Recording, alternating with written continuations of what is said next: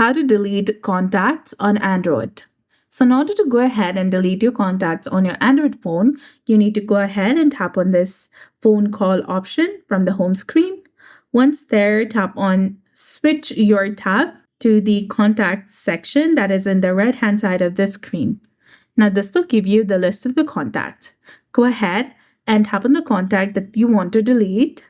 Tap on this eye icon over here to go to the contact info. Now tap on the three dots from the bottom of the screen, that is the more icon. And here you'll get the option of delete. Go ahead and tap on delete. Then tap on move to recycle bin option. Again, tap on the three dots in the top right corner of your screen. Then select recycle bin. Tap on edit, select the contact, and then tap on delete all.